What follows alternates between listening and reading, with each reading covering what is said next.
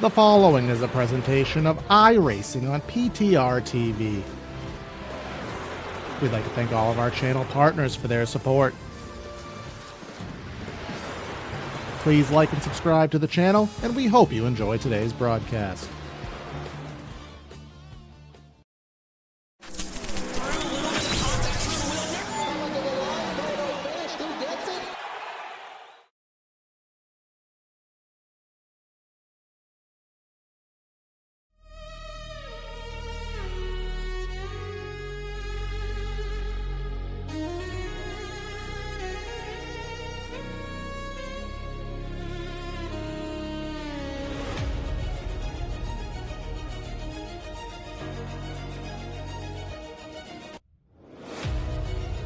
Just another tick closer to a championship round here as we are in the middle of the chase. Round number 3 of 5 takes us to America's home of racing, and that is the Charlotte Motor Speedway. A track that concluded Season 7 of Area with many fantastic finishes. It is the home of the hump race in the middle of our Season 8 campaign. Who will lead themselves in a favorable position to get a championship, and whose efforts may come to a close here today? Well, 140 laps from now, we will find all of those answers. Welcome everybody to PTR TV for today's coverage of the Area Cup Series presented by the Studio Temporary. We're here at Charlotte for what will be 140 laps around this racetrack. It's currently myself, Corey Silva, in the booth, and, well, that's it. Trying to figure out what's going on. Hunter was on the list for today, so hoping he will pop in relatively short time, but I can certainly stall until someone pops in to help me out with today's coverage. But currently, right now, we are qualifying here with about a minute left here in the session, and the majority of these drivers are either turning their laps or have already turned them here, and a lot to be decided here. We'll go over the point standings in just a jiffy right now, but as you can tell, David Weishart, someone who really could use a favorable run, currently leading the charge here in qualifying with Michael Curhan and Drew Jua here. But now, just as we say that, Logan Helton, he'll go top of the board here, just by 1/100th of a second. And let's see, we do have some chasers on the track. Jake Nichols goes P2. Who else do we got? James Scioli, of course, in that number 7. Let's see what he can muster here today. Currently trying to get that ship righted from that very, very difficult race last week at Bristol, where so many people did not have the runs that they should have had. And Scioli will go P9 on the board, so we'll see where he can go. Not necessarily where you expect him to be, but not a shabby run. Here's Ryan Swan. I don't know if this lap's going to count. And here he comes at the end of qualifying, and he will not get that lap completed. So again, here we are with 2 races completed in the area chase thus far, presented by the Studio Temporary, and as follows, here is what we have. Jake Nichols currently up by 13 points over Van Drugman, and then we have Reese Schaefer down there third, 26 points back. Sebastian Marin and James Scioli rounding out the grid. Seth Knoll, Drew Jua, John Forbes, and then obviously heading down, you have Dylan Alt down there, shotgun, who did miss a race here in the chase. But again, last week's race, if you missed it at Bristol, we had a very, very interesting race there at Bristol Motor Speedway because there really was no caution flags. So we did have a sequence of green flag pit stops, and then of course during that green flag pit stop we then had a caution flag, and a lot of drivers were caught multiple laps down and never had the chance to recover. So it really shuffled up the chase lineup last week, and of course when you only have 5 races, you don't have a lot of recovery time to make things happen. So that definitely messed up a couple situations, and with only here Richmond and Auto Club rounding out the rest of our season, certainly these drivers are going to have themselves some good runs here on the evening. But got Bryce Senesac here, again Van Drugman, who has won so many races here this season, 5 races, but 13 points behind Jake Nichols. Mid part of the season for him didn't necessarily go favorably, but he will certainly still be in contention. 13 points is not a small amount, but it's not a large amount either. That could very easily swing over the course of one race. But do want to thank everyone for tuning in here to PTR TV. If it's your first time, don't make it your last. Hit that like and subscribe button. Help us out on our mission to grow our channel here. Help us out, help the leagues out as well. And of course, if you're watching on Twitch, consider hitting the follow button over there, and then you can subscribe for $5 a month. Get double points, custom emotes, and those double points can turn into free merch in the long haul. So we want to thank them. And, of course, thank all of our other partners here with Area, who will flash by on the bottom of your screen. So Brad Dalton looks like he's going to emergency come in here and help me out here today. So we'll just kind of wait for things to come into play here. But we do have quite the penalty list here this evening as well. Looking at the lineup here, looking at the analytics that we have been given here this evening. Do have a myriad of drivers: Jeremy Miller, Zach Carr, Rocky Boyd, Josh Cottle, Brandon Watkins, Joseph Causey, Brent Pacari, and Max Service will all have some penalties here today. And then Brown, Moose, Dillenall, and Sheen, if they are here, they will have drive-thrus. But we will now head down trackside for that Central Mobile Homes starting lineup. Of course, if you're looking for a new shed or Triple Crown trailer or floor plan, look no further than Central Mobile Homes, proudly serving Florida customers for 30 years with a plethora of different home floor plans, shed designs, and Triple Crown trailers available in LaBelle, Okeechobee, Clewiston, and Sebring.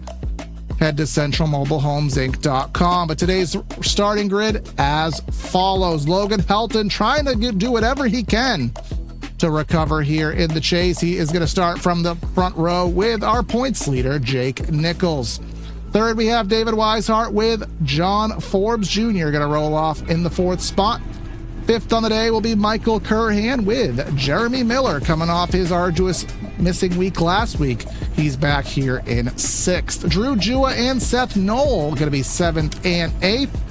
And then rounding out our top 10, James Scioli and Tyler Nichols. Looks like we do have a full grid here this evening. It's going to be Seth Berger in 11th with Justin Levine going to be in the 12th spot. 13th we'll find Zach Carr, and then Sebastian Marin. He's a little bit down there in the points, 29 back, but if anyone can make that up, it's him. He'll do it from 14th. 15th is the Alaskan Assassin, Justin Anasogak, with Garrett Grant going to be in 16th. Rounding out the top 20, Van Drugman. Fun to watch him come through the field. Rocky Boyd, he will head to the back. Jacob Harberts and Josh Cottle, another one of our chasers. Finishing things through, Connor Horn and AJ Stravato, Reese Schaefer and Cole Hooper, Adam Cabot, Philip Groner, Bryce Senesac, David Brown, Hayden Swank, and Brandon Watkins. And we'll let the rest of them scroll on through because their level of accuracy is not always the case because of the penalties that will be applicable. 40 drivers strong, a full grid here today from the Charlotte Motor Speedway. Of course, if you live under a rock and you don't know what Charlotte Motor Speedway looks like, here you go. iRacing dictates the distance off of the actual racing line, and the racing line here actually registers at slightly less than 1.5 miles, but again, that's what we do know it as. Let's take a look at the weather here from Concord, North Carolina. What will these drivers be dealing with here? As you can tell, the sun is going down, so 84 in the air, 88 degree track temp. And at that 7:17 date, I think if I remember correctly, sunset was around 8 to 8:30 or so we will be finishing this thing under the lights, have a little bit of day-night transition, adding some grip and adding that little bit of a variable to the end of the race.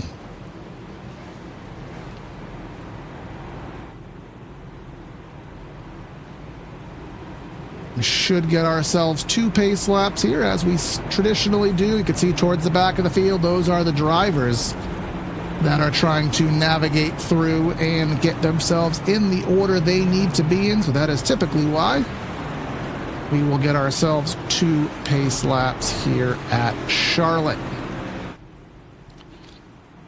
Again, one of the tracks that is the driver's favorite here in the next gen era, track that of course runs the Coca-Cola 600 and traditionally had the Roval layout, but due to fanfare and driver statements and kind of just lack of attendance, they kind of got pressured into ditching the second Roval race and putting both races back here on the Charlotte Motor Speedway. So we expect some good multi-groove racing. Expect them using all these different lanes here, trying to get that clean air on the nose and trying to do whatever they can do to have the best run that they can. We'll have 4 sets of Goodyears in the pits with a full fuel load. Of course, no backup car, the fixed setup, and 3 green-white checkers in the bank. We haven't traditionally needed them here in the Cup Series. In fact, last season's race here, Season 7, they ran 140 laps completely caution-free. In fact, Season 7 and Season 5 both ran without caution flag. Season 6, 82 laps to go. Jake Nichols being the back-to-back and defending Charlotte winner here in area. Can he make it the area three-peat? He's going to try to do it from outside of the front row. Logan Helton deep in the points, trying to make any sort of comeback he can do, and he's going to do it from that primo starting position. Race number 3 in the chase here, Area Cup Series, brought to you by the Studio Temporary. Entering the Echo Start Zone, Barney has the flag at hand. We are chase racing here from Charlotte.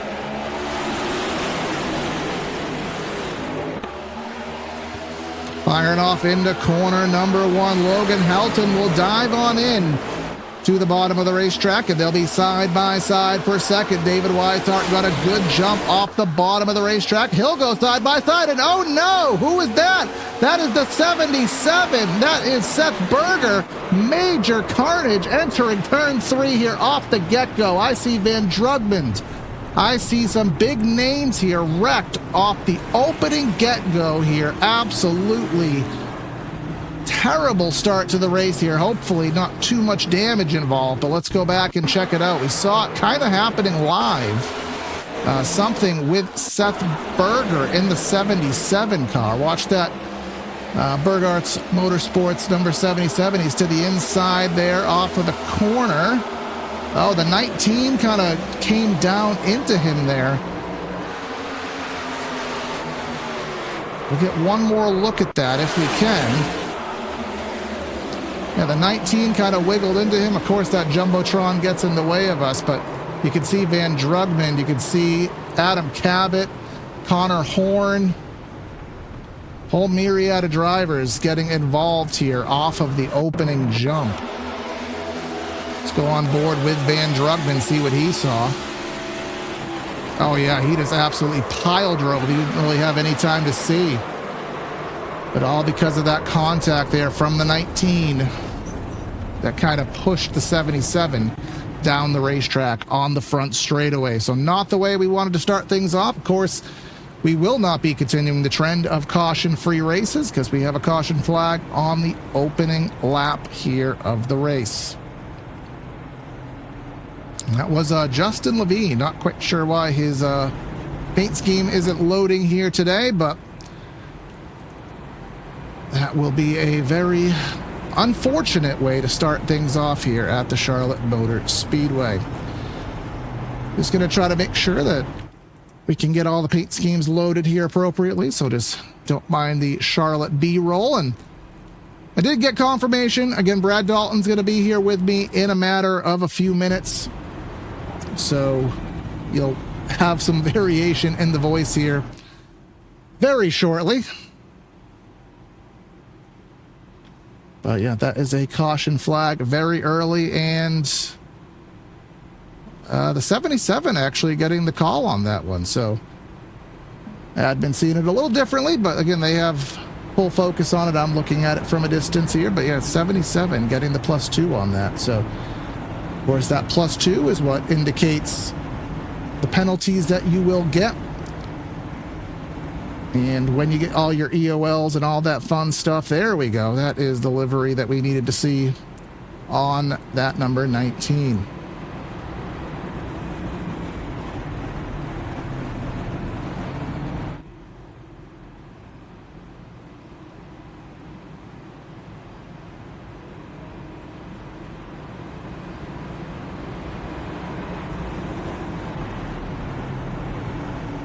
That will be 1 to go, so we'll get doubled up, stacked up, ready to go back racing here. And I hesitate to say go back to racing because we really didn't get to racing. But we'll see what happens. Get doubled up, stacked up. Let's take a look at the guys in the back of the field. And you see Van Drugman and company. I don't see... there might be a Scotia damage there. Again, he is 12 points back, so he really can't afford to have another clunker. And who else was involved? Again, Connor Horn, he is still in the pits, 1 lap down, so you can't necessarily write anybody off because we've seen last week at Bristol, of course, it was the anomaly with Van Drugman being 6 laps down and then somehow getting back onto the lead lap and finishing in the top 10. So having a little bit of persistence, a little bit of perseverance can certainly go a long way.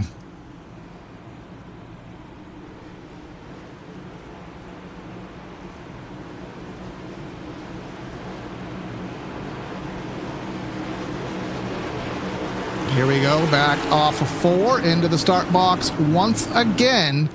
And it's going to be Logan Helton firing off here on the front row. Green flag in the air. And Logan Helton will take the lead. And Jake Nichols will fly down into P2. The 3 wide on back. As who is that? Seth Knoll looking at the top of the racetrack. 3 wide now back to 2 wide. He's side by side with Drew Jua. As we'll come down the back straightaway. And we have found a wild Brad Dalton who has appeared. Good morning, good afternoon, good evening, everyone. Just happened to be wandering around town here in Charlotte and heard that Corey was getting a little long-winded, and nobody wants to listen to Corey so long, of course, except for me.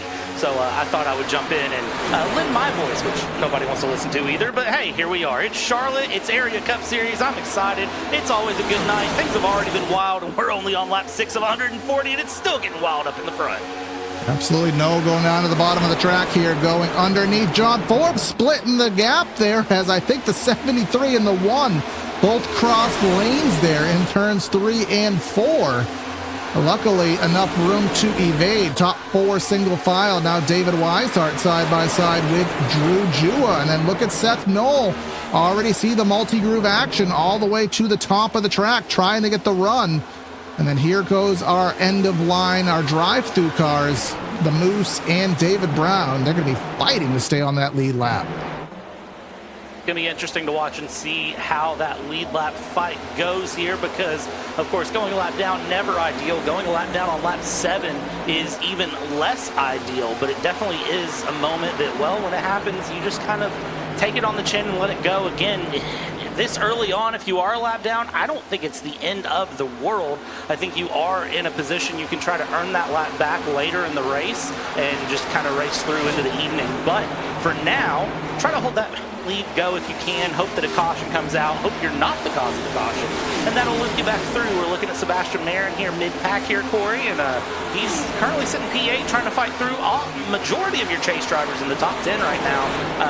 It's been such a good season, I have to say. I know it's definitely going to be a talking point about how good of a season it's been and how wild the points are, but right now, seeing all of those very, very strong drivers up close together, it just feels like a ticking time bomb waiting to explode. Absolutely. And just because you're here, Brad, just to kind of give you a little indication and to remind our viewers who maybe joined late, there's the points coming in here today. Jake Nichols up by 13 over Van Drugman, who was involved in that first caution.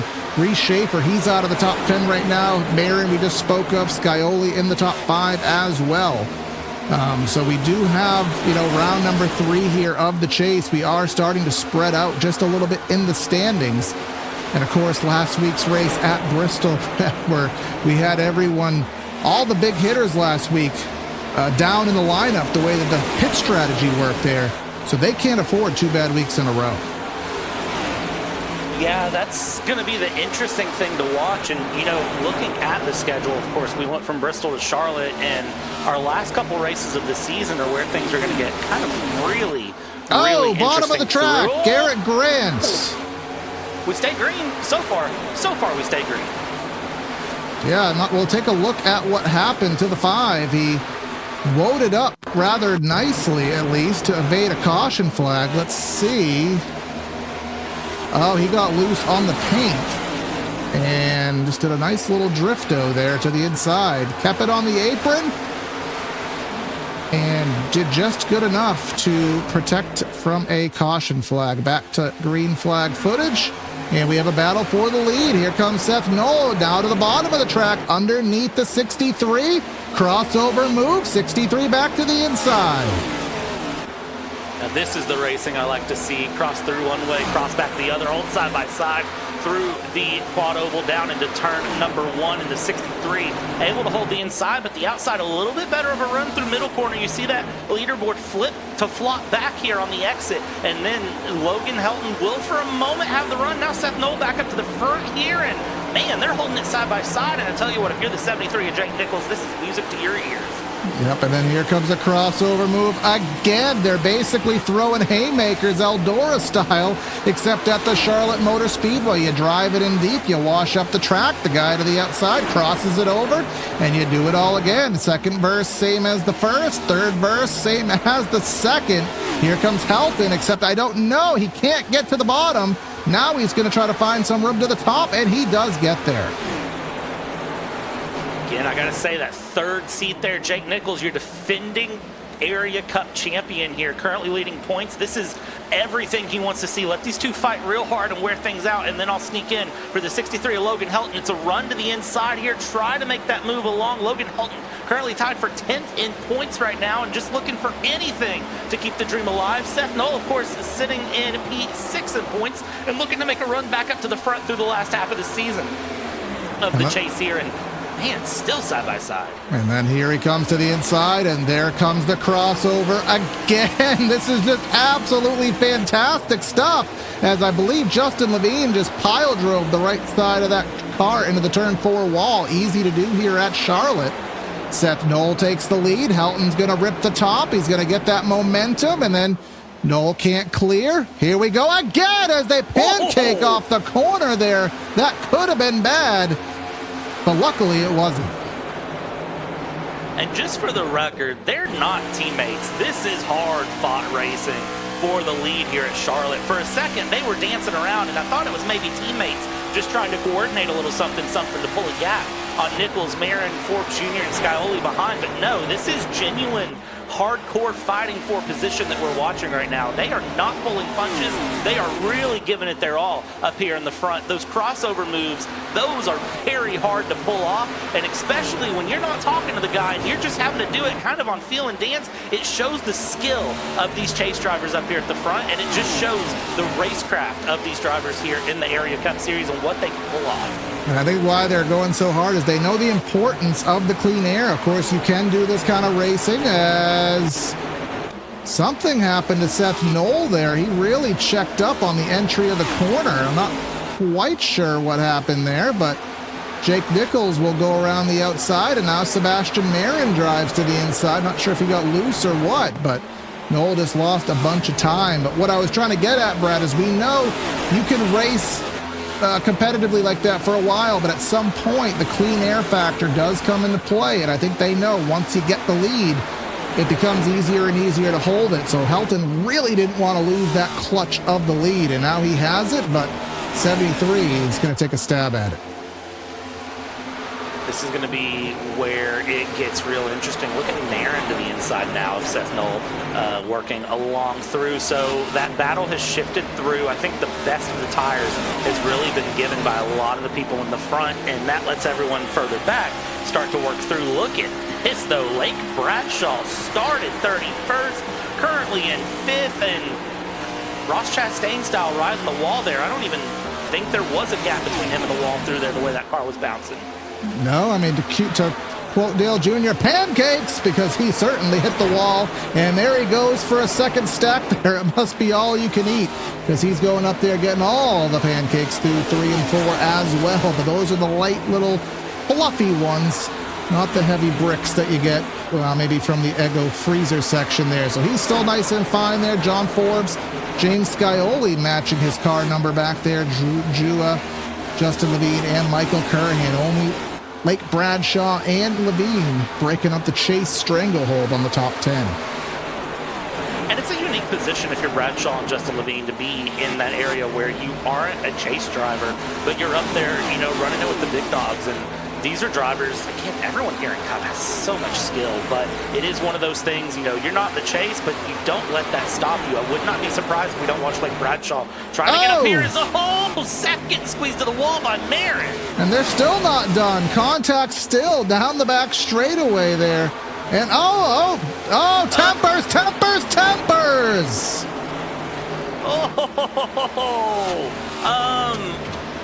I don't want to comment on that, but I feel like I have to.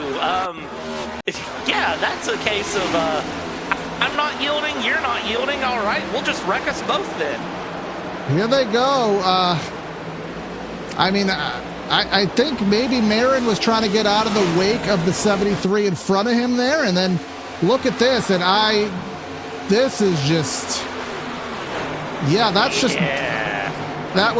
those two drivers, that just shows that what is on the line here, because I would never in a million years expect those two drivers to kind of lose their cool in that manner. And a shout out to Lake Bradshaw avoiding that, seeing that come through and able to capitalize up into P3. So definitely going to be an interesting position if you're Lake Bradshaw, because now Marin's back in 5th, Seth Noel's back in 7th, and then Scioli has managed to pull up into P6. So those two have separated themselves for a second. A little bit of breathing room will be found, and then I'm sure that's not the last we've seen, because we're only lap 24 of 140. There's plenty of time for that to boil back up here. It's just it's that point in the hamburger helper recipe where they say turn it down to a simmer and let it simmer for about 15 or 20 minutes, and then you crank it back up at the end. We'll see how that works out. Battle for the lead, though. Look at this down the inside. Jake Nichols trying to make a move on Logan Help. Well, I've never actually turned it back to a boil, so maybe that's why it comes out watery every time. But Logan Help had taken the air off of Jake Nichols, who's down to the bottom of the racetrack. And, well, let's see if this flares back. Well, actually, it won't, but that is John Forbes and Sebastian Marin. I just saw a blue car, and I instantly got excited that we may have more drama afoot here. But Seth Noel, James Scioli, they are side by side for the 6th spot here as the sun is going down. We are kind of at that awkward point here in the simulator where the lights aren't on, but it is unusually dark. So this is where the ultimate grip is going to come into play before the lights turn on and we have ourselves a Charlotte night race. Let's take a look at the fall off of lap times here. As again, we had one caution, but nobody really pitted during it. We are down 1.2 seconds, Brad. That is a lot of fall off. So say probably around 60 laps green. So strategy, you know, we're about halfway there to a potential pit stop. Yeah, I think this is getting to a point where green flag pit stops have to be on your radar right now, because it's got that feeling of a race. And I know I'm saying the thing, Corey. I'm saying the thing, I'm doing the thing, but you know, right now these drivers have to be doing a little bit of calculation, a little bit of that thought process of, all right, green flag pit stops win, what do we do? How do we want to do it? Do we want to risk a green flag pit stop, or are we going to run it absolutely dry? Maybe we try to go a little bit early, and you know, what's the risk reward of a green flag stop, and find a friend to go with as Marin's trying to find a run on Bradshaw to the inside here, looking to get back into P3. Yeah, not Terry, but Lake Bradshaw down there to the inside. Marin will go down, and I think he's going to do that thing where he tries to go up and clear, but he will not be able to. 54 has the run off the top, and behind that you have James Scioli, and you have to wonder if, you know, some teammate protection is going to be. Actually, that's not Scioli behind Marin. That's John Forbes. I keep missing up the two. Now here comes Scioli, who is now battling with Seth Knoll, who's back on his comeback tour. And Scioli will let Knoll go on through with relative ease all the way up there, ripping that top with vengeance. Seems like that top line is coming a little bit better over the last few laps as the sun is starting to set, as things are starting to kind of wind through. And that's one of the things I like about Charlotte and these, races that start out in the sun, go into the night. Not only do the drivers have to contend, of course, with that very, very bright sunset going through the run, but they also have to contend with an evolving track. And how do you best drive to adapt to that evolving track? Because it's not easy to do, I'll tell you that much. And of course, here in area, your setup, it is what it is. You've got minor adjustments here and there you can make, but for a majority of it, you're pretty well locked in, and it's all about the two hands on the wheel, the feet on the pedal, and the brain that connects it all. How do you make this car work the best? Oh, big slide there from Knoll off the corner, trying to get underneath and stay underneath Bradshaw, not able to do so. Scioli went right to his rear deck lid. And if you're just joining us, this racing has been spicy. Almost as spicy as Rick's Hot Sauce. Head to rickshotsauce.com for some Lokahatchee Classic Golden Garlic, Palm Beach Pineapple, and South Beach Heat. And stay tuned for 2 more weeks, and we'll find out who wins that $100 Rookie of the Year prize at rickshotsauce.com. But Jake Nichols has broken the bubble. He is right there. And also, a Sebastian Marin and a John Forbes has joined the chat for the lead. You have to think maybe Helton used up too much tire on that battle very early in the race. And using up too much tire there early in the race, that hurts. Again, you can race early, you can run early, but if you can't sustain that run, it definitely, it's a bad day. I'm losing words here. It's a bad day, I'll say that here. Drew Gio sitting right where he started, but right all over the back of Seth Knoll, and trying to watch out for Scioli back behind. So I feel like everyone right now is kind of just playing a big game of cat and mouse, and a big game of who's going to jump first for what, and everyone really at this point is just trying to survive the daytime. It's that classic Charlotte experience that you get here, where it's make it through the day, and once the lights come on, the gloves come off. Yeah, we started the day at an 85 track. I don't even remember actually what it was, so I was too busy just trying to figure out who was going to be working with me. But track temp currently 98 degrees now. It is all because of you. There was no segue to it. I just wanted to do a 98 degrees reference there. But yes, we do have John Forbes closing in on Sebastian Marin. And it's turning into that. This is the reason Helton wanted to hold the lead, Brad, because now we're kind of turning into that old classic aero blocking thing. And even though Charlotte Motor Speedway is multi-groove, you kind of have to guess. All right, am I going to go high, middle, low? Am I going to hit a seam? I need to find the clean air, and you can do quite a bit of mirror driving. Mirror driving is like my least favorite thing to do. It's a thing that you can do a lot, but it's still my least favorite thing to do whenever you really have to focus on the car behind, and you have to make that kind of conscious decision, and it's an art form, I'll say, of whether you're going to worry about moving forward or battling behind. And kind of once you pick to battle behind, you're sort of cementing yourself to be stuck where you're at position-wise. It's very hard to focus on the car behind and then try to pass the car ahead. And right now I feel like we're seeing a lot of these guys settle into that go here. David Weishart, a driver who is not going to be mirror driving though, sitting in 21st, started 3rd, has lost 18 places on the day. And well, I'm going to be honest, I'll be very surprised if Weishart stays back here in 21st for the long run of this race. Yeah, I was expecting a little more. I don't remember if he was involved in that opening skirmish. I don't think he was, but either way, he is not in the right direction right here. Of course, Jeremy Miller, he is in the 19th spot battling with Brandon Watkins. Of course, Jeremy Miller back after his major penalty week last week. Will be able to race this week in trucks as well. Contact with the 22. Seen a lot of meeting in the middle here. Turn 4 is a very tight exit of the corner.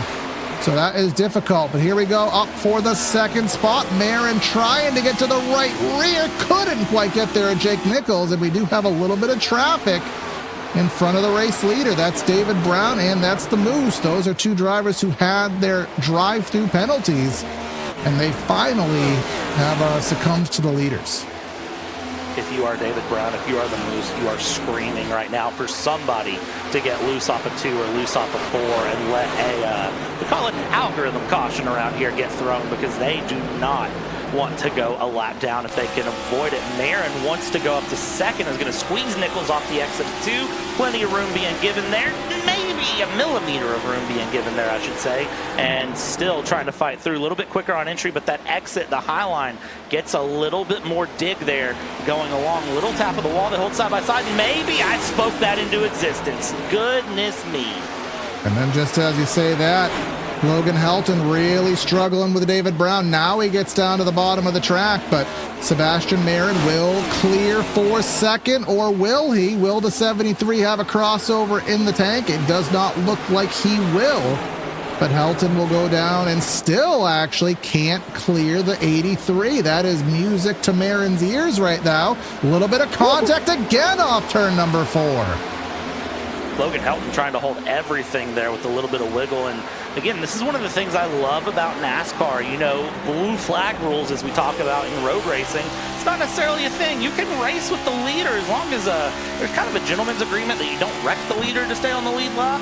That's obviously frowned upon, but if you think you can race your way back up into the lead lap past the leader, you can do so. And well, while we're doing this, Sebastian Marin says, hold my beer and watch this. Down the inside past the lap car, and now is all ready to go after Logan Helton. And again, Marin started back there in the back end of the top, well, actually 14th spot he started in, has methodically worked his way up to the 12th spot. And rather up 12 spots to the second spot, pardon me, as we are now 43 coming to 44 laps into this run. Makes you consider different strategies. If you pit at lap 60, well, you still most likely cannot finish the race, so this is probably going to be a 2-stop race from here. And I'm starting to wonder who is going to draw first blood. Maybe 45 and 90, that might be a good sequence. Wouldn't be surprised if somebody takes it to the pits here, as I think actually there's Justin Levine. He just pit. And actually, Brad, this is going to be, here we go, almost a battle. This is going to be the first race we have covered since the new iRacing update, where the pit stops are actually only 9 to 10 seconds. So that's actually going to bite into the pit stop times, as here comes Marin for the race lead. Yeah, my pit stop timer is going to be thrown all the way off here. I'm going to be looking, thinking, oh, they did 2 tires. And no, it's going to be 4 tires. You're going to have to check me on that here a couple of times, Corey. So just be prepared to do that, because it's just going to catch me off guard. I'm so used to flipping that mental switch all the time when we come over to Cup iRacing and saying, okay, this pit stop time is 4, this pit stop time is 2, this is probably fuel only. And yeah, now my times are going to be all jacked up. And, well, that's just kind of part of it. Yeah, and that strategy as well will likely invalidate 2-tire stops, because the difference is only going to be about 2.5 seconds. I don't know if a lot of drivers will find that to be worth it, but David Brown, you talk quite frequently about once the leader passes a lap car, usually he lets everybody else go by with relative ease. Well, David Brown not allowing these remainder of the leaders to get by with relative ease. That's going to allow Drew Jua, who has worked up through the field, to go side by side with Nichols. They'll squeeze the gap 3 wide here off of 2. That's not going to be a good entry for Nichols. He'll fall back in the line. Now Drew Jua up to the 3rd spot. There's a fun thing in regional racing called a point by, and that's when a faster car gets behind you and you want them to go by you. You point where they should go by you, hence the name point by. I feel like right now, if you are that 83, you're virtually pointing out of your window saying, hey, just go low and get past me already. And everyone else is thinking, all right, I'm just going to keep going here, keep racing. And if you're the 83, you're kind of just saying, hey, just go away from me. Let's not go 3 wide. Y'all are faster. Just go, please. Because you don't want to find yourself in that position at all. Up front, Sebastian Marin, now your leader over Logan Helton, coming to the line here. And you know, I was thinking it'd be 50-100 for stops. I think you said 45-90. I was thinking 50-100 for green flag stops, but maybe we're both wrong. And this is just that pass for the lead. And, oh yeah, Helton just got really loose off of the paint there, and then that just allowed Sebastian to drive down to the bottom of the track with relative ease. Second driver today.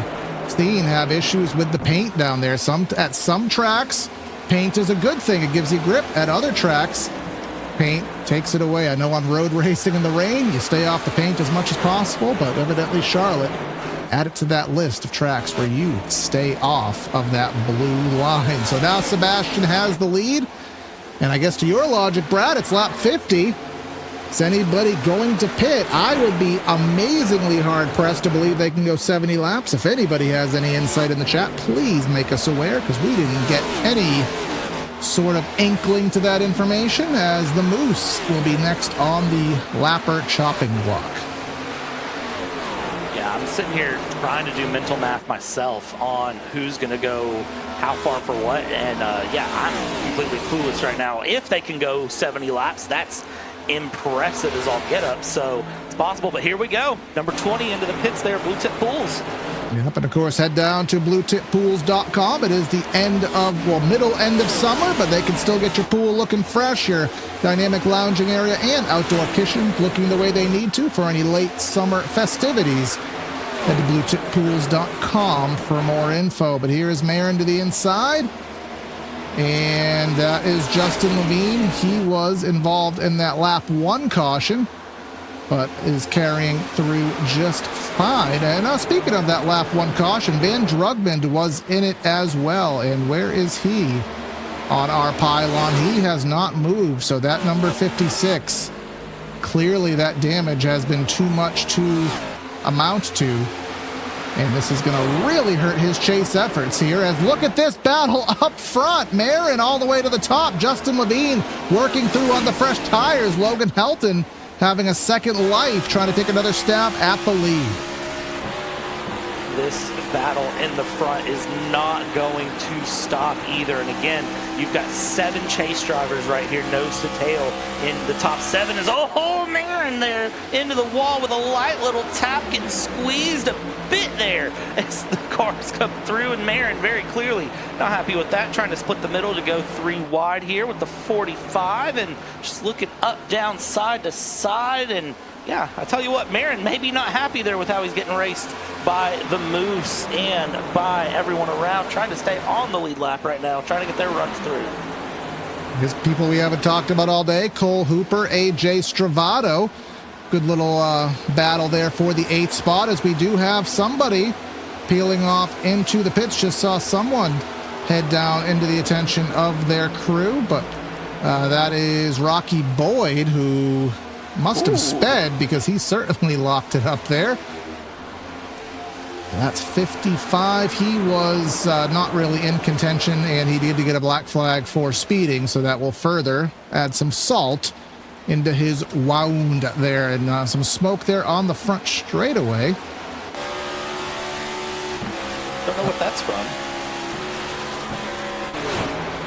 I don't know if things are legal here in North Carolina. Maybe it's in the grandstands. Not quite sure, but what I do know is Drew Jua doing a great job here today. Scioli up to 4th. Seth Knoll all the way back to 7th right now. Someone else we haven't talked about, Adam Cabot. He's in the top 5. Remember, he almost won Bristol. He was gutted to not win Bristol, and said that, you know, he's looking for that first win on the season. And I believe he was in the first wreck, if I'm not mistaken, worked up to 14th, maybe going to 13th. And going down the inside to 13th. And again, it's just a show of perseverance, how much of a difference it can make here in area. I mean, we talk about, drivers going for crazy moments, and I think of Van Drugman last week specifically, was 6 laps down, all of a sudden ended up in, ouch, Logan Helton smacking the wall there. Not ideal to do that on the exit 4. I know we see that sometimes, but you can knock the car out of alignment if you're not careful with that. Is another car into the pits here. That is Philip Groner. Yes, it is. But yeah, that was a heavy hit to Logan Helton. He might want to call him Logan Welton, because there is a big welt on the right front of that car. Hopefully it is not catastrophic. He is ripping that white line, that blue line as it may be. Thought that may have preluded into a pit stop, but no, he was just trying that different lane here. And it is now Ben Pierce in the 65 who is next on the chopping block for the pits. It looks like the Moose has held off for now. Ben Pierce will not be so lucky as Marin goes around the outside, as we are 60 laps in, roughly 45 minutes of racing, if this does go green for the remainder. Amazing to see the rhythm that these drivers have focused into here around this Charlotte track, as this track ever evolves and changes, as the track temp changes, as the air temp changes. These battles continue their way along here. Reese Schaefer, Michael Perron, and David Weishart battling it along here further back in the pack. That's 16th, 17th, and 18th on your screen right now that are still looking for a pretty good battle here on lap 60, 140, and it's just great to really see them settling into these rhythms and runs and having these battles right now and not having any sort of, unnecessary moments. But then again, we did see Marin and Seth Knoll almost take each other out. Yeah, that could have been cataclysmic there, the way that almost went there. But yeah, Reese Schaefer, as we talked about earlier, he came into today kind of as an underdog in the standings, third in the points, does have 3 top 5, 7 top 10s, but when you just think of guys going for wins and going for championships, this is not a slight to him, but he wasn't someone on my list. But 26 points back, that was a plausible opportunity if circumstances played out, but he's going to need a little bit of work to get himself where he wants to be. As some contact entering one, Cole Hooper trying to play ring around the rosy on the outside of Seth Knoll, and he will get there. And Jake Nichols has fallen back to 6th, and that may even be 7th, as again Cole Hooper showing some great long run pace, and it's seeming from what we're being told and what we're witnessing, Brad, they might be trying to stretch this to 70. I'll tell you, they had one caution to help them out on the first half of the race. If it goes green to the end, 70 laps seems like a lot, but I guess it must be doable. I've been sitting here listening to the engine audio while we're going through. I've been trying to tell, especially when we get those onboard shots, who's clutching, who isn't. And I mean, just taking a look here. I mean, look, Marin could be getting past this lap car and moving on and going through, but Marin seems content to sit behind here for now. There's the clutch. A lot of off-throttle time, absolutely. Yeah, Marin's trying to stretch it there, and Marin running 31.4s last time around. His best time was a 29.7. Yep, there's the clutch, there's the clutch. Still there. And he's doing this while leading. So then that just makes you dial back, and I can't remember what race it was, Brad. I know we had covered a race on the Triple Bypass League a few weeks ago where it turned into an ultra fuel-saving mess and different levels of fuel saving and who oversaved, who undersaved, and all that stuff. I mean, I guess we'll see. You're going to want to make it to lap 72 to give yourself the best chance, because, again, we had a caution on lap 1 that buys you an extra 2 laps. So if you're going to make this, you kind of have to make it to at least lap 71, 72, but then you're going to have to still be hypermiling it to the end. And we're not seeing enough fall off to where I think you can do that pit stop and just drive your way around full speed. So this is not the way that I anticipated this going, but that's what racing is. You got to call that audible and change your strategy on the fly. Seems like everyone changing that strategy on the fly, though. I don't see anyone who's stuck with a traditional pit stop here that's stopped so far. So, I mean, really looking at it, it seems like it is going to be the one stop is maybe the majority way to go here. The only people I really see that might be thinking two stop is Lake Bradshaw, Philip Groner. They're back in 34th and 36th, down a lap though. So, I mean, you kind of have to go with the masses sometimes. And right now it seems like that's the way of the one stop here is we're lap 6, 7 and trying to work our way along to that magical 72 number as we've set it. And I think a lot of guys are going to get there. Absolutely. And when we're down, oh, here we go. Someone peeling off. That's Josh Cottle. He is a chase driver. And that was a very chaotic entry. And there you go. You see you saw it on the ticker. Black flag, Josh Cottle. Too fast. Caution! On entry. You gotta be kidding me. Brandon Watkins. Joey Logano did win, but it will not be emulated with the 22 car this evening. At least given what we're witnessing. And that will still put us in an interesting pit situation, but let's see what happened to the 22. He just got loose on the exit. And you know, he told me he was trying to pit. I'd have believed it. So he could have saved that by going down pit road, but if he did that, he would have had penalties that would have amounted to basically ending his race. So his choice was keeping the race green and getting a race-ending pit penalty, or spin back onto the track, throw the caution out, and keep the car in one piece. Not really the best situation on either spectrum there. But this will put us in a spot, Brad, where they're still going to have to run 67 to 66 laps to finish this out. That's still going to be a long run to the end if this does go green. Pit lane about to get very, very busy. Everyone going to come in, 4 tires, fuel and beat ready to go. Marin will lead essentially the whole field down, I would imagine, to get ready. And let's see here, everyone's strategy. I would expect 4 tires from everyone. If somebody does 2 tires, I think they're absolutely insane. But I mean, we are talking about cup drivers on a Monday night, so that's 50-50 right now. Let's see here. Marin stops pretty in the box, pretty slow in the box, I have to say there for Marin.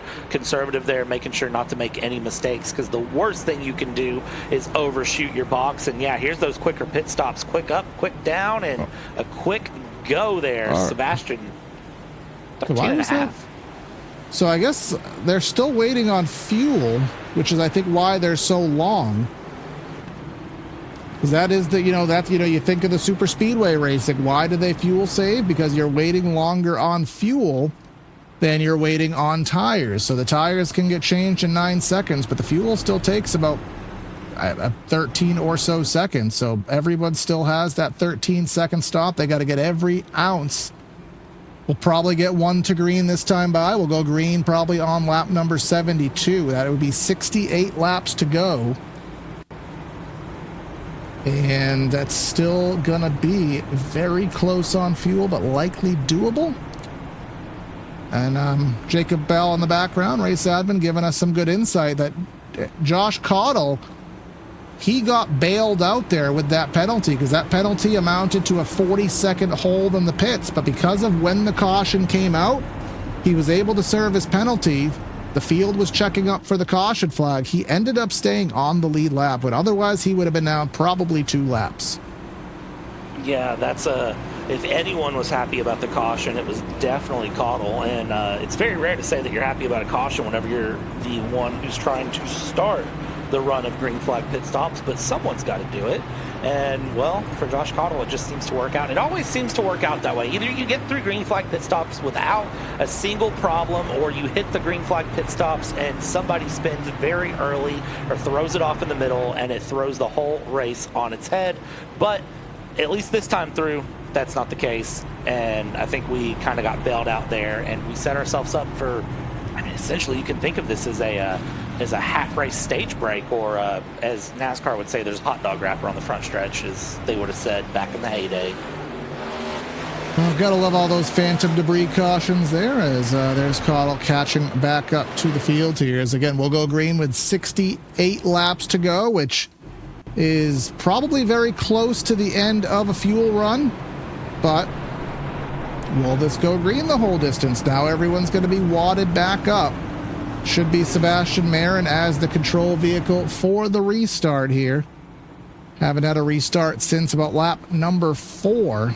Now everyone knows what that car will do on a long run here. Still going into the night here. It is 8 o'clock virtual time as we continue on here at Charlotte. But let's head into the restart box for the first time since lap number 4. Marin on the loud pedal. We are back to racing. Like a lot of the cars up in the front, a little bit squirmy there on the restart to get the tires rolling and going, but Marin very quickly able to get along here as we're already breaking 3 wide. Look up there on the top. I believe that is Seth Knoll who is trying to work that top, is trying to work 3 wide. We're 3 wide a little bit further back outside of the top 10 or so, heading along, and plenty of good battles happening here early on this restart. We'll get through lap 72. Let's kick off lap 73. Now this is the scary part of the race. Everyone is trying to take advantage of the tires, take advantage of the grip, where you have enough grip that you can kind of overpower the aero push, at least for a few laps. You can put that car wherever you want it. Get the positions while they're here. Scioli up to P2. Sebastian Marin up leading the race. Here comes John Forbes Jr. going around the outside. Cole Hooper, remember the long run pace he had. He's trying to take advantage of it and remain in good position. And here comes Jake Nichols. Remember, he fell back. He's trying to take advantage of whatever he can to go up from that 6th spot. Working here to the inside, holding 2x2. We haven't gotten back to that single file long run that we were in, but we do see it starting to show itself a little bit here further up in the front of the field, at least out of the top 5. Well, it did for a moment. Maybe I spoke too soon here, as you see everyone kind of working 2 wide into single file and along. And further back here, it looks like we might be trying to go 3 wide again here further back. But for right now, David Weishart sitting in 17th place isn't going to take the bait. Who is that? Oh, it's getting hard to tell because of the lighting situation. That was Zach Carr, who had to evasively maneuver down to the bottom of the racetrack, but able to recover. Reese Schaefer was talking about him. He is now within the top 10.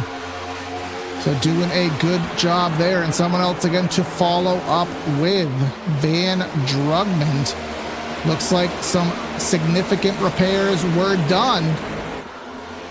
80, well, I got that lap time isn't accurate, but remember, he couldn't even stay with the pack before, Brad. Now he's in 21st, seeming like he has a piece that he can actually play with right now. Might be a back-to-back major recovery day for that number 56.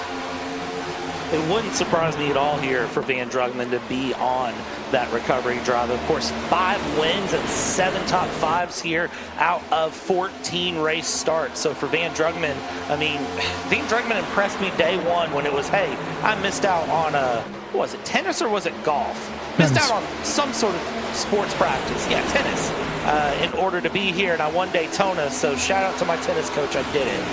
I mean, that alone shows a lot of dedication here into area and a lot of talent, and definitely wouldn't be surprised, of course, when you've got Van Drugman running against the greats, you know, here in the Area Cup Series to see the future. But even when Van Drugman isn't up on top, those recovery drives get very impressive. Right now, Travis Beckner, who we haven't spoken of all day, and we should be seeing the Flash at any time, folks. So if you know iRacing, you know what I'm talking about. The Flash, when the night lighting kicks in here, should be at any moment. So if you don't know iRacing, when the night lighting physics kick into play, it gets very awkward. So you'll see that at any moment. It's not a glitch on the broadcast. But Travis Beckner, he is up. We haven't talked about him. He is in the 20th spot. Of course, you won't catch him on the flag stand, because Hendry County is on their summer hiatus, but catch him on August 29th for their weekend of fun there and crazy events. Head to HendryRacing.com for further information. But here they are getting spicy up front. AJ Stravano, and Zach Carr, Reese Schaefer, and then up front, Cole Hooper and Jake Nichols. All the while, John Forbes not letting Marin drive off into the distance. Here's the thing, is John Forbes to keep that up on the long term. Can't just be doing it right now. You've got to be able to carry that through the run and keep Marin on his toes later into the run, because if you don't, you're going to really be setting yourself up in for a problem later, because you're going to just burn out the tires. You're going to just kind of give up the pace and not be able to keep up. And, well, for right now, it seems like John Forbes Jr. should be able to keep that long Brandon run momentum and stay there. Watkins. He's good, but he was wall riding there off of turn number 2. I saw that 22 in the wall and falling to the back for even further. And loose off before or an evasive maneuver, so he is clearly not enjoying that vehicle. And as here comes David Weishart to his inside, but again, all the way to the top of the track. And Brad, as we get later and later into the virtual evening, the track temp goes down. It does tend to take the top groove away a little bit, because they'll have more grip, and when you have more grip, it's faster just to run the geometrically advantageous line. It's so interesting whenever we talk about the different lines here around Charlotte. You get that geometrically advantageous versus the preferred line, and versus, you know, the line that just feels the best. And really, it's a case of what do you like the most and what works best here. As we ride on board with Marin, trying to defend off of John Forbes Jr. behind, and right now just staying very true to the pace and very much just holding along here. And I think Marin's playing a little bit of cat and mouse looking at it. I really do think that Marin is playing a bit of that cat and mouse game with John Forbes Jr. here to try to force John Forbes Jr. to overdrive. Absolutely, and you can see Marin's leaving the good lane open, but the way that it works, you know, obviously the bottom is the geometrically shortest distance, but the top has more momentum. But if the bottom can run the same speed as the top, then naturally there's no reason to run the top.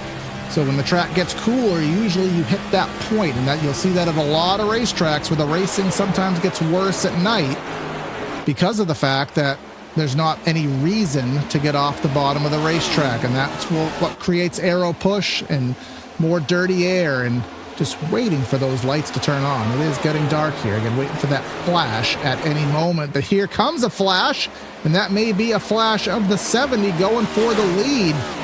Not quite, but he is really making Sebastian work for it. I think Forbes is really showing that long run pace here and that strength up in the front to keep Marin honest. And again, I know Marin has pace here along the way. As we go back to 3-wide battle, I don't like the look of this here. Hayden Swank playing in the middle here of the sandwich, and well, they go out of that 3-wide there, but for a brief moment they were holding 3-wide, and it always makes me a little nervous sometimes. Absolutely, especially on corner exit, and at Charlotte we know how difficult corner exit is. We've seen so many drivers already hit the wall from it. Drew Jua getting by Tyler Nichols in the 3, now trying to go 2 for 1 and get to the inside of AJ Stravato in the number 33, but he'll fall back into line. Of course, if you want to look fly like Michael Curhan does, you can go to shop.areairacing.com, get your high-quality merch at low prices, t-shirts, hats, accessories, Adidas clothing, and more. Quicker to shop. I almost did it. Easy to shop, quicker to ship, better to wear. Shop.areairacing.com. It's only been a year and 3 quarters, and I still can't get the ad reads down. I mean, I think it just... I got nothing. I was going to try to bail you out, but I don't know them either, so we can use that. I have to read them off of the script whenever I do them, because I don't do them nearly as often as you, 3 times a week. So, with that being said, back up to the front, Sebastian Marin and John Forbes Jr. first and second still. Forbes has dropped back here about 1/10 of a second, but that gap is still 1/4 of a second. And looking back here at the 63 of Logan Help, who's battling for 5th with Cole Hooper. Now 43 laps led for the 63, but right now is hanging into the top 5. Cole Hooper, again, doing a really good job here this evening. He's 30th in the points, but he is racing well above his pay grade here today. Definitely had long run pace and has turned the gap up here early in the event. Drew Jua I always go back to that Michigan race that he almost had won by about maybe 250 feet, but the fuel mileage didn't work out for him. Garrett Grant, he was in our first caution, or he had a big, no, he didn't have a caution, but he had an issue early in the race, had a slide, but he is up to the 15th spot, going for 14th. And then we just talked about Michael Curhan in his area hat. He is trying to go by as well. And he manages to do so, gets up into 15th now, and will start working ahead here. Tyler Nichols now in 16th, losing a couple of positions there. Hayden Swank a little bit further back behind. Look at the look there from the Publix car, thinking about the moves. Drew Jula there getting the move done on AJ Stravado up ahead and getting along. So good to see that move get completed as we continue to watch these battles here mid-pack up, where the action is really starting to spice up here. Adam Cabot trying to make some moves here around the outside on Cole Hooper. Here he goes, Adam Cabot, like two Trailer Park Girls, going around the outside, and pass will be complete. Seth Knoll going inside with a pancake. He went to the he didn't just go to the inside, he went to the inside and gave him a hip check there. And coming off the corner, they'll get tight, and Knoll will not complete that pass.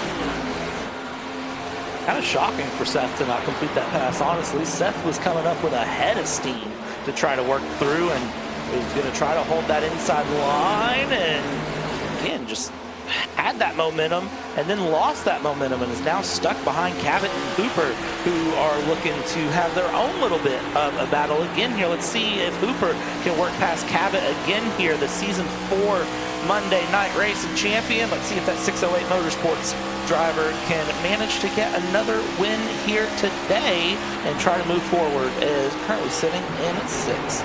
That's indeed the case here, as I guess it's not as dark as I thought it was out, but those lights should be coming on any time now, I believe, as we'll check in on the weather and the track temp and the time, all of those things, all the things here.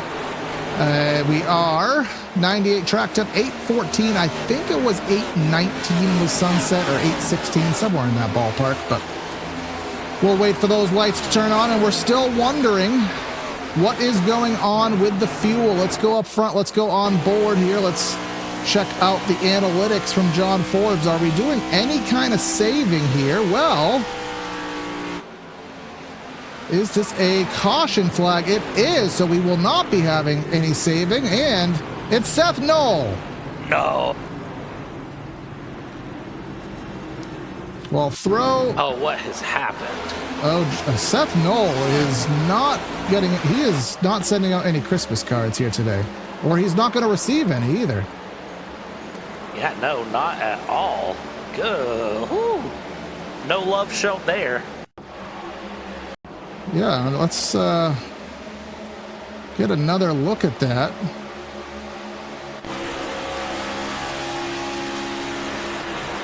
I mean, I can't really put anything on the 99 there, at least from what we saw.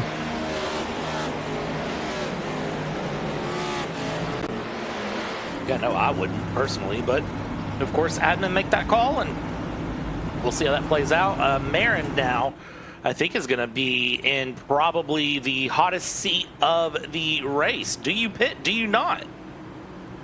Oh, I think you have no choice but to pit for the tires, and it'll put you to the end. It'll give you the benefit to get through any overtimes that we may have as well. So should be a pretty easy call.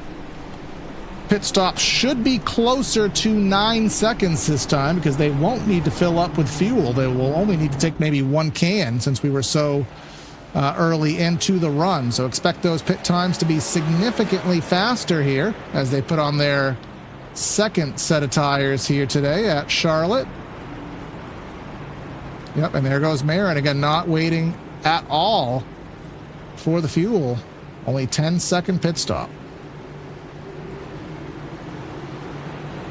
10-second pit stop, pretty quick, pretty good. Gets back out there, gets going, and let's see here.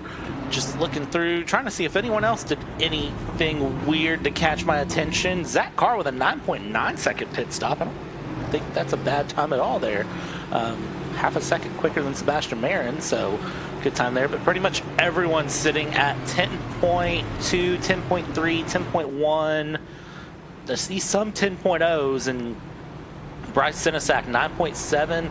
Josh Cottle 6.6 second pit stop. And that would imply either fuel only or I'd have to learn because we haven't seen any two-tire stops, and I haven't raced enough to. I did a test of it, but I don't know how long two tires is. I would imagine it's probably in the sixes.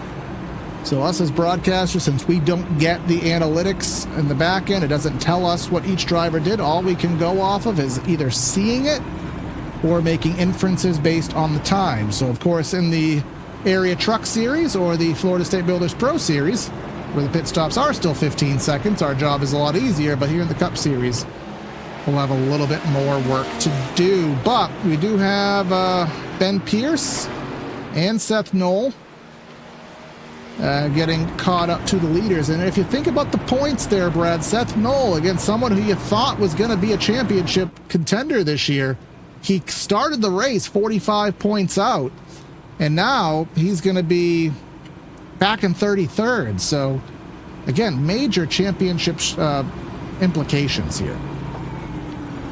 All it takes is one bad race to ruin your season, and you have to stay on top of it time and time again. Mathematically here, looking at the numbers, I would imagine that several of our drivers are going to be mathematically out of it after this run here. I know at least Dylan Alt is out of it, so we'll see for Seth Knoll and some of the other Chase drivers not having as hot of a day. Where do they find themselves here at the end of the night? We'll get that answer, of course, here fairly quickly post-race whenever admin get things posted, and that will give us an idea of, well, who has to really perform in the final two races of the season. Absolutely. Richmond and Auto Club, two tracks where anything can happen and you can get involved in stuff out of your control. Here goes Marin with the jump. Jake Nichols going to be P2, and he didn't get the jump he wants. That's going to put James Scioli in a position down to the inside. Try to go for second. John Forbes really getting backed up there. Logan Helton, again, he led 43 laps. He wants to try to get back in the mix. And trying to get back in the mix is going to be easier said than done, but it is doable. That's the main thing, is that it's doable. It's not impossible. As we go three wide, squeeze the middle here. I don't like the look of this. I don't like the look of this at all. And into the wall goes Douglas Newbigging in the 71. Blake Bradshaw, remember we saw him in the top 5 earlier in the race, trying to rip the top again. And 3, nearly 4 wide. This is not going to work, and somehow they're trying to wreck. They just haven't succeeded yet. All right, color me impressed at this point here. We're lap 100 of 140, 40 laps to go, and these drivers are racing like they're into the final 5 laps of this night of the season, and they are giving it their all here. Looking up front here, by the way, Drew Chua, the Publix car, currently sitting in 5th in a very, very strong 5th place. And who's in the mix right now in 8th place? Well, it's Van Drugman, started 17th, was well off the order, and somehow is within the top 10 right now. Do not count out Boy Wonders. There's some sliding behind. Oh, Michael Curhan, AJ Stravato, and Big Junk here in the back of the pack. Well, I didn't know Charlotte was a parking lot, but apparently it is, and apparently we're running the road course and we didn't know it, and we're still wrecking. Yeah, somebody quite literally did run the bus stop there on the front stretch here, but I don't know what's going on. Bristol was last week, Brad, but I'm starting to think it was this week. Definitely feels like it here. And all right, this is like a 7-layer cake right now that I feel like we're seeing. Or okay, so 33, and then you got some slides behind, and then where did the other wreck come in behind? And then this and that, and then I feel like the 33 T-boned someone at the very, very late last end. Okay, so the wreck's already happening here. And then this happens behind. And then we just keep wrecking because everyone's trying to not wreck. And then what happened to the 33 here? So I feel like we saw him like T-bone someone. Yeah, AJ, we'll get one more look at it from AJ Stravato's perspective.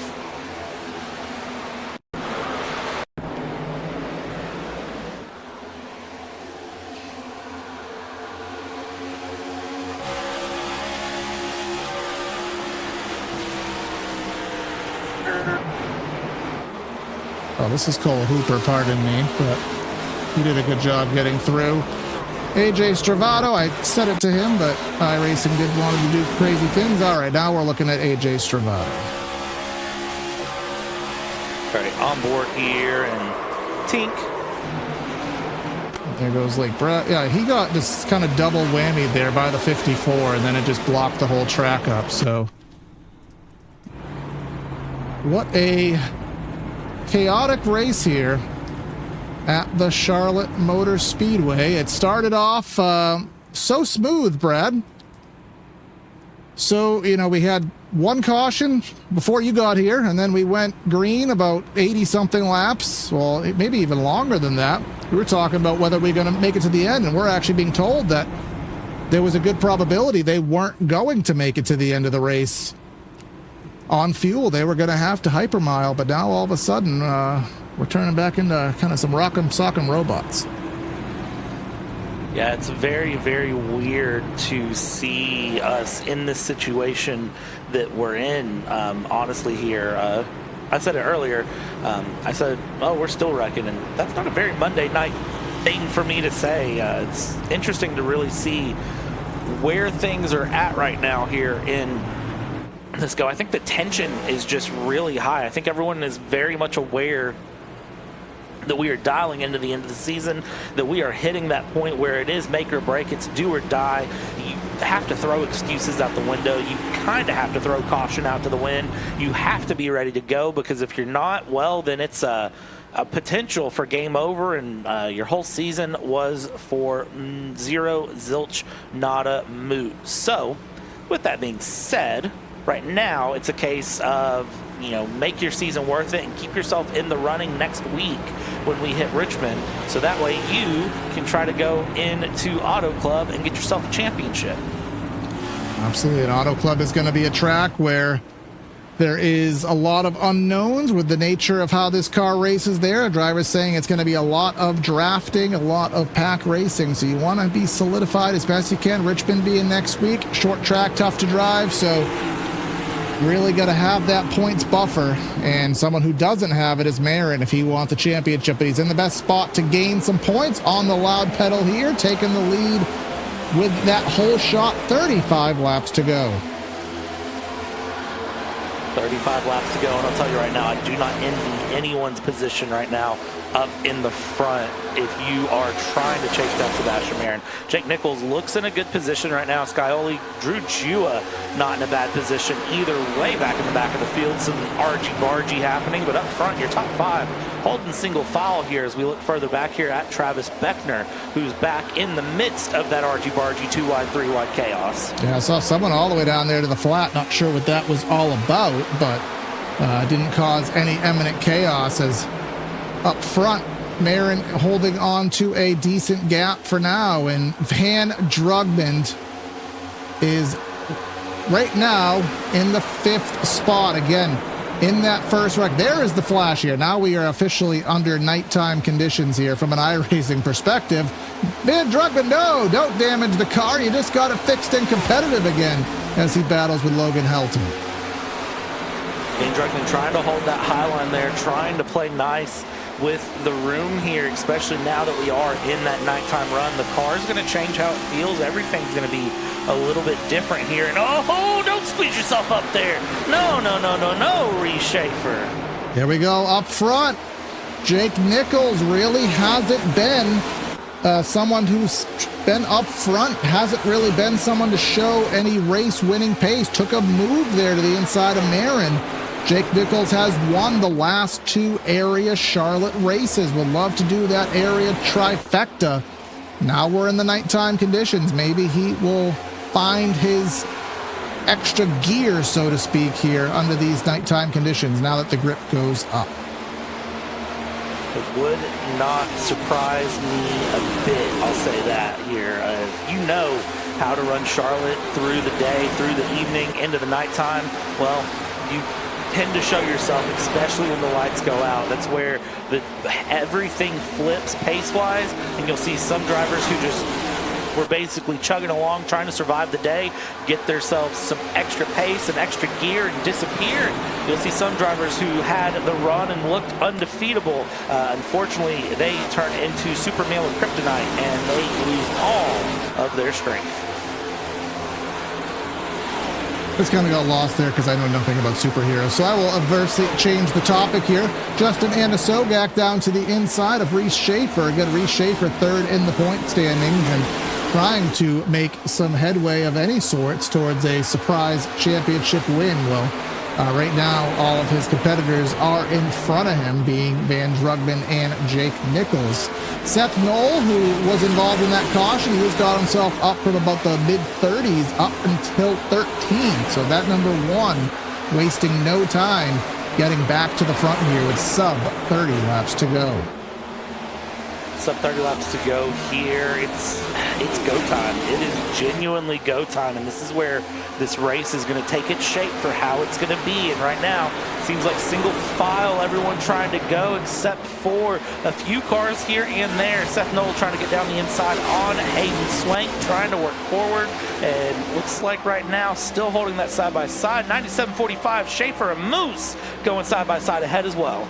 Remember the Moose, he was barely hanging on to the lead lap. He had that penalty. Let's go cut to the front. Jake Nichols seems like he's getting through turn one way better than Marin is now through 3 and 4. Marin going all the way to the top of the middle of the track, leaving some white line open, leaving some air. Gains the momentum on exit, Brad, but this is where he's making his gap up through turns 1 and 2.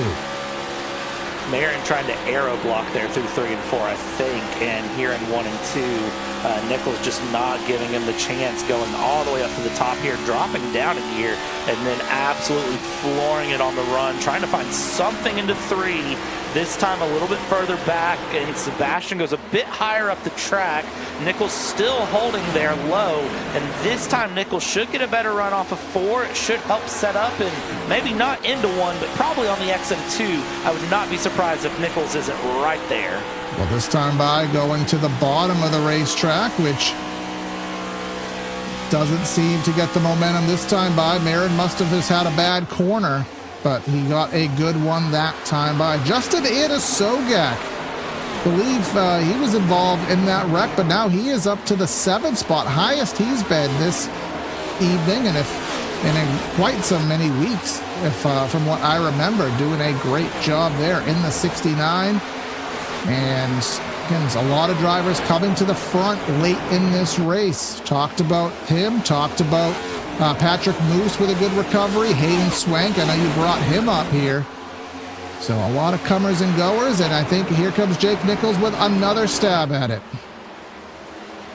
Let's see here if Nichols can capitalize on lap 115 of 140. Exit of 4 looks good so far. Coming across the line towards 1 and 2. You can see trying to offset from Marin into the corner and will go low here. Marin will hold mid. Nichols will hold low on the exit of 2. Is there a bit of a run? The answer is a resounding yes, but then loses the momentum. There he goes to the bottom of the track.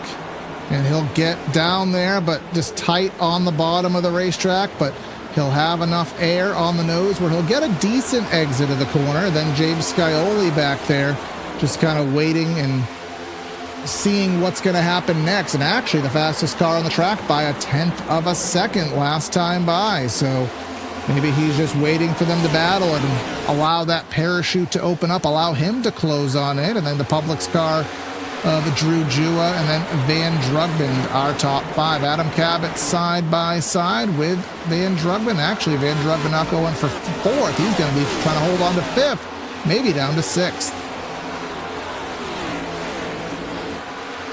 heading into these final 22 laps. This is the point where I think drivers are really going to have it in their head of, especially your top 5, look at those yellow banners, not just necessarily thoughts about how to finish this race, it's where do I want to be heading in for the rest of the season. There's major implications for these drivers and how they finish. If you take a look at how the points set up, especially Van Drugman, this is all about recovery for Van Drugman tonight and all about just minimizing the damage along. But of course, you know, it has to stay near Jake Nichols. 13 points, that's a gap to make up, you have to say, with only 2 races left. And for Reese Schaefer, unfortunately, down in 11th, that is going to hurt because Marin, if Marin can hold a win, but when you have things like that happening down the backstretch, it could be close. But if Marin can hold the win over Nichols, it's going to propel Marin possibly past Drugman in the points.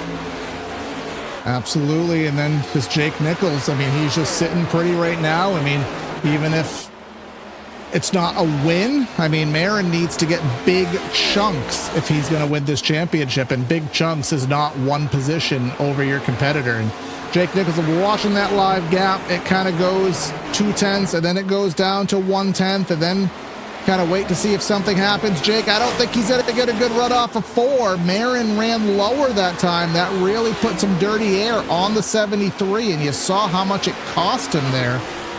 Here goes Marin all the way to the top of the track. Brandon Watkins. I think that is the reason why Marin ran such a high lane, but now Nichols, he has a lot of work to do and only 20 laps to do it. I think 20 laps, it's doable. I think it's going to take a little bit of lady luck coming on your side, and Marin may be losing a bit more of the car here to the end of this race. But unfortunately, sun going down, track will cool off, things will grip up more so.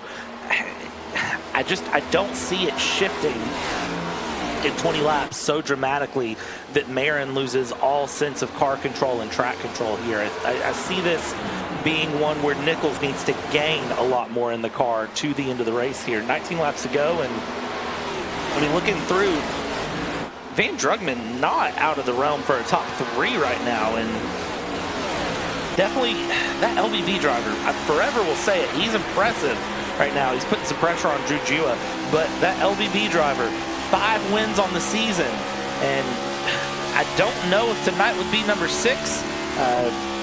18 laps to find out, and it just seems a little out of reach right now. Yeah, maybe what a season. Yeah, absolutely. Maybe another restart would allow it, but what I notice up front is Marin is taking away what was working for Jake Nichols, and I don't know. We talked earlier about how the track temp, how the nighttime conditions will change up the lanes and what works and what doesn't. I don't know if the top works in 3 and 4. Really haven't seen it done, but Nichols will have a really good run here. But watch Marin. He's going to paint that. He's not going to paint the town red. He's going to paint the line blue. No, he's not. He's going to run the top of the track. And that time by, Nichols ran the middle. I think Nichols maybe guessed wrong. He probably predicted Marin to run the bottom, and he didn't. And that threw him off. There's a lot of strategy being played right now with these front 2. Marin and Nichols, they're playing the ultimate game of cat and mouse and of Simon Says and red light, green light, whatever game you want to put into it. This is really a case of they're just trying to predict where the other's going to go, because Nichols would like to try to stay behind Marin and pick a little bit of draft, but of course dirty air is a thing, and aero blocking is what Marin's trying to play, so it's very much a give and take right now between those top 2. Van Drugman, look at that, side by side. Adam Cabot trying to move up into the top 5 here, holding side by side through corners 1 and 2 on the exit 2. Adam Cabot will clear Van Drugman, trying to get a peek back to the inside into 3. We saw these crossover moves done a lot earlier in the race, and he won't be able to clear. Cabot will go around the outside. Van Drugman will fall down to 6. Logan Helton, another big hit to the wall there off of the corner. So we're coming down, 14 laps to go, and it's very eminent that the 73 is the faster car. I think if he is able to get by, I think he is going to set sail. But unfortunately for him, that is not as easy as it says or as it comes off to be. He's going to go high. He's going to try to drive down the hill. and get the run off the corner. That move actually worked quite favorably for him. But now he has to figure out something through 1 and 2. And going right in Marin's tire tracks, not going to be the best solution, but he did a decent job holding through. Yeah, just sticking right there behind right now. And we have that, of course, that infamous Wednesday night saying that I love to pull out. It's one thing to catch, it's another to pass. And right now, I think Nichols is saying, you know what, I'm going to get that pass and try to prove that it's doable, which is, it's not that it's not doable. It's just, it's going to be hard here because you have to really drive this car hard and use the last of your tires. The problem that I see for Nichols is that by the time you get the pass done, you've got Scioli, you've got Drew Gioia behind who will close up from him fighting with Marin, and that's going to just present a problem for those top two. And hey, you never know, Drew Gioia could end up in the lead if these top two fight hard enough. Absolutely, and it really seems like Marin is losing it. At ASL, James Scioli has entered the chat here. He is only 0.4 of a second behind, and I'll tell you, Jake Nichols is able to drive through the dirty air better than I would have expected. 22 of Brandon Watkins up front hopefully gets out of the way, but I'll tell you, the 73, he's running in the tire tracks of Marin, but he's not losing any time from it. It's just he's not making the right guesses as they get around the 22.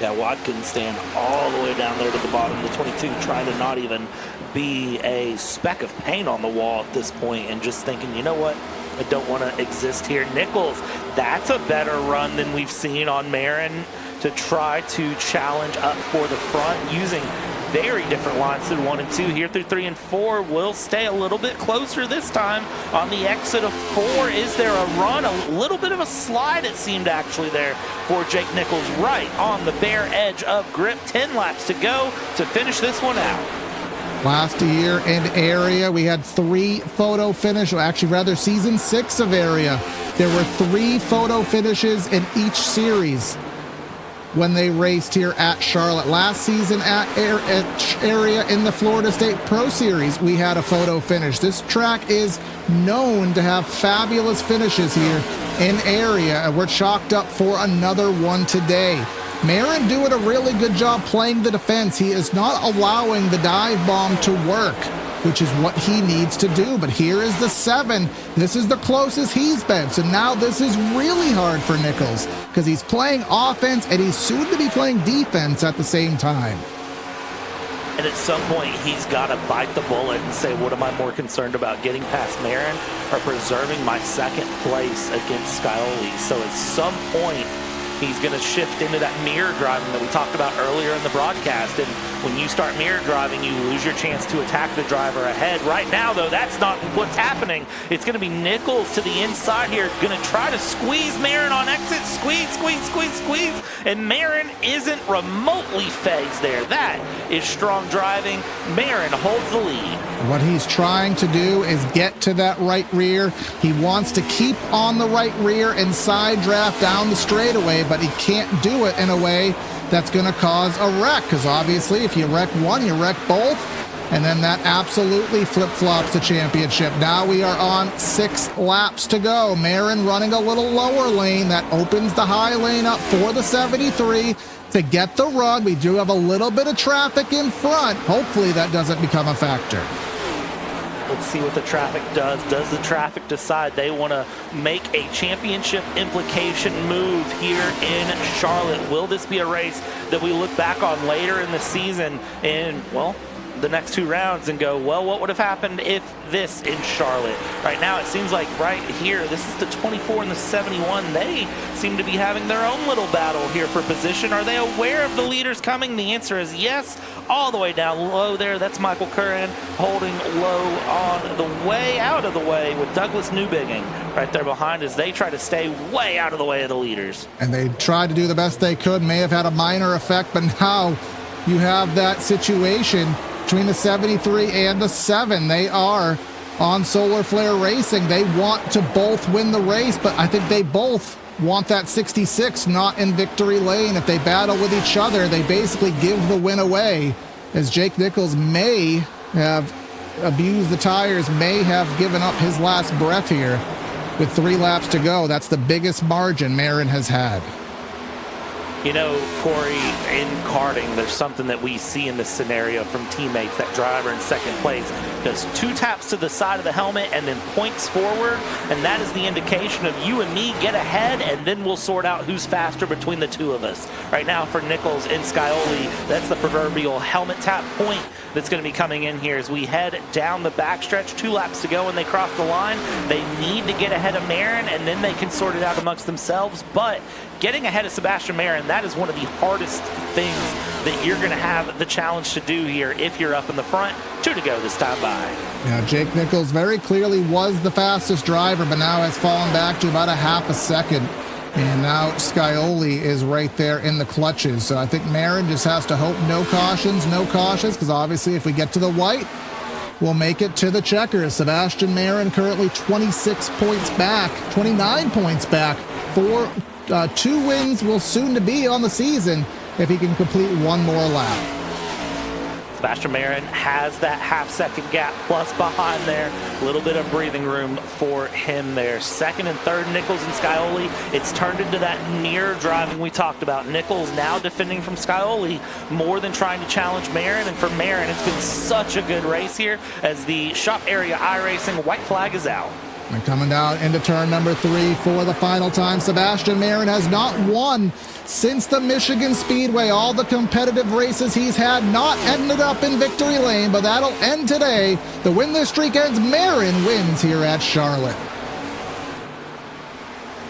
A great second place there from Jake Nichols, who gave Marin a very, very strong run. In the end, I think just a little bit too much on the tires there, trying to push to get past Marin, and Marin, being that front car, able to defend beautifully, use a little bit of air to help defend, and that made all the difference there. And ultimately, Nichols had to focus back behind to James Scioli in third. Is, well, a little bit of teammate love taps going on right there.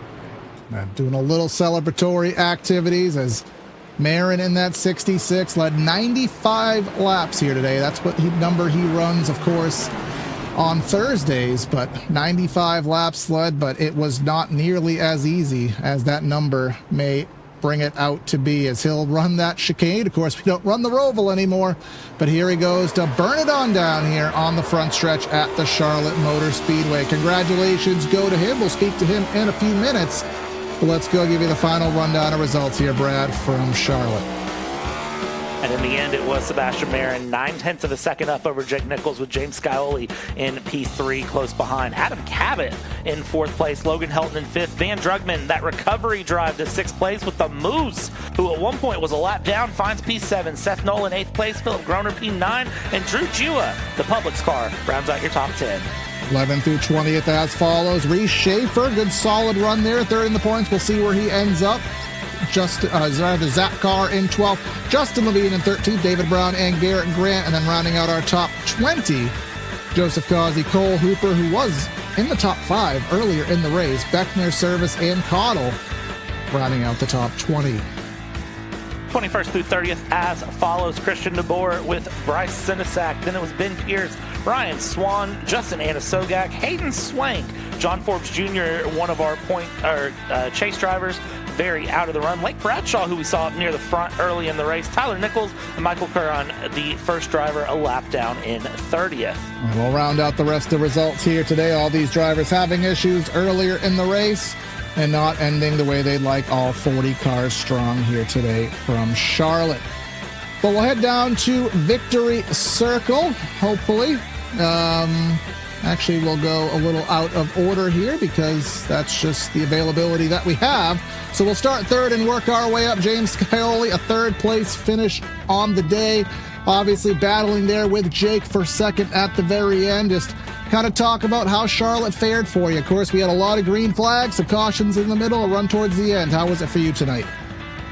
Yeah, I felt pretty good. Pretty happy with my pace, short run, long run, fuel saving. I mean, no matter what we did, I felt really good. And just at the end there was running 3rd and was hoping that those guys would battle and burn their stuff off. And looked like Jake was getting a little bit tight, so I was hoping to maybe sneak the spot on him, especially with him being the points leader, you know.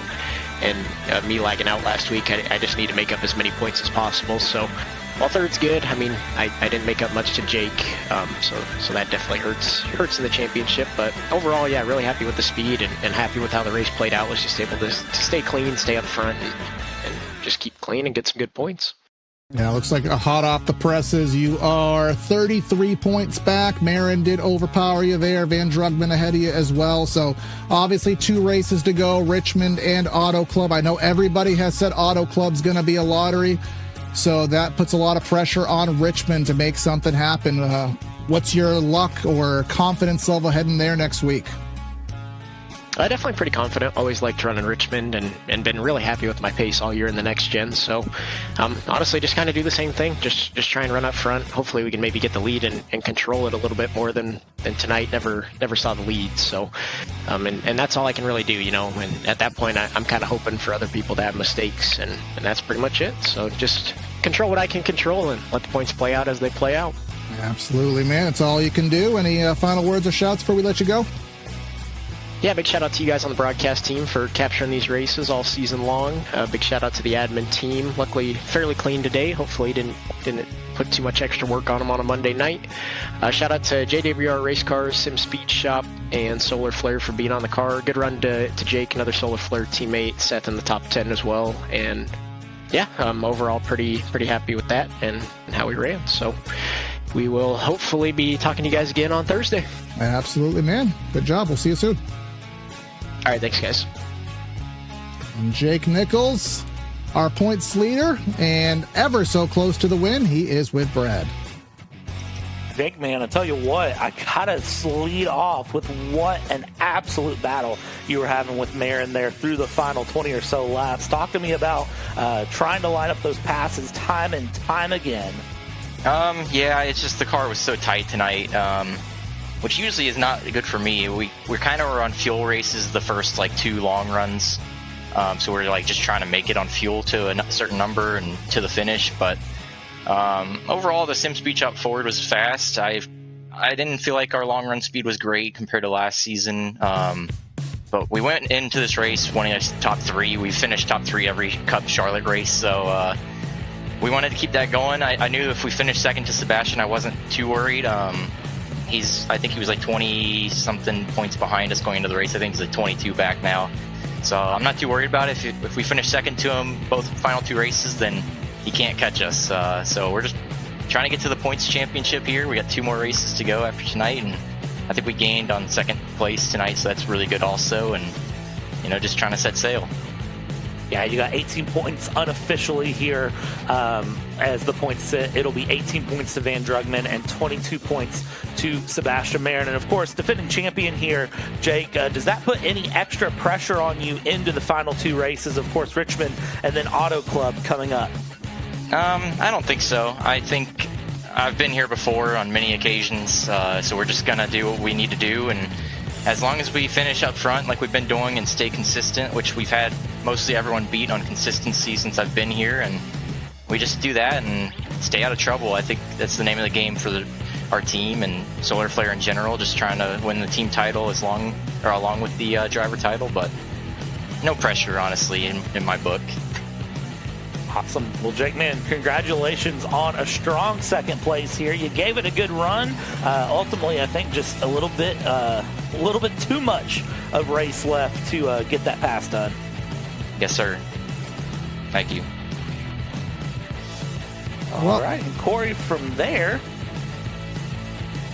Well, actually, never mind. I don't see him. Yeah, I know he does pop over from his team's channel, so we'll give him just a minute or so to get himself situated here, because obviously Sebastian Marin, our race winner, he's going to want to have a word, I'm sure. If he doesn't in about 2 minutes, well, we'll say we didn't try. Can't say we didn't try, but we do have the points hot off the presses. Obviously, I don't have it to bring up graphically, Brad, but Jake Nichols enjoying an 18-point lead over Van Drugman. He only lost 3 points given that whole circumstance, if I did my math right. Marin 22 back. He only gained 4. And then I don't necessarily remember the math on Scioli. He's going to be 33 back. Reese Schaefer 36. Noel 51. And after that, the math just does not math. Yeah, I mean, looking through at this point, if you are Jake Nichols in the front, your goal is just minimize the damage. If you're not going to get the win, you got to get second and really make sure things sit through. And you heard Jake, and that's very clearly the goal here, because if Jake can just finish second, even if Marin's winning, finishing second place, that gives you just enough points to really kind of offset this, and just enough of a margin to make a difference. Mathematically out of contention now for the championship is Dylan Alt, Michael Curran, Josh Cottle, John Forbes Jr., Logan Helton, and Drew Jua. Mathematically, there is no way they can win the championship now. So that's 3 Lucky Ducks and 2 LVV Racing and 1 Boyd Motorsports that unfortunately have lost the chance to be an area champion this season. Well, of course, even though the Cup Series will only have 2 races left, still have 3 races left in the other 2 series. So stay tuned to tomorrow night, where we do have the Area Truck Series, and then on Thursday night, the Florida State Builders Pro Series, all live here at the Charlotte Motor Speedway. Of course, like and subscribe here to PTR TV. We will be doing double duty with Area and the Triple Bypass Series on Tuesday and Thursday. Elbows Out Road Racing on Wednesday, and then we'll rack and stack them up and do it all over again next week. Like and follow and subscribe to the Area iRacing Twitch. Subscribing for $5 a month earns you double points, gives you custom emotes, turn those double points, and redeem them for free merch in the end. So, Brad, is that about as much stalling as I could possibly do? It's now a fair chance to end this if Marin doesn't pop in. I would agree with that, yes. Unfortunately, of course, interviews, we always say they're optional. While we do like to get a word with our winners, sometimes they decide they don't want to. I'm going to say that Sebastian Marin spilled a Coca-Cola and maybe missed the backflip on the way out. So we will, I'm sure, talk to Sebastian Marin soon. Congratulations to him for the effort here today. And that is going to be Corey and Brad signing out of the booth. Have a great night, and we'll catch you next time. See you.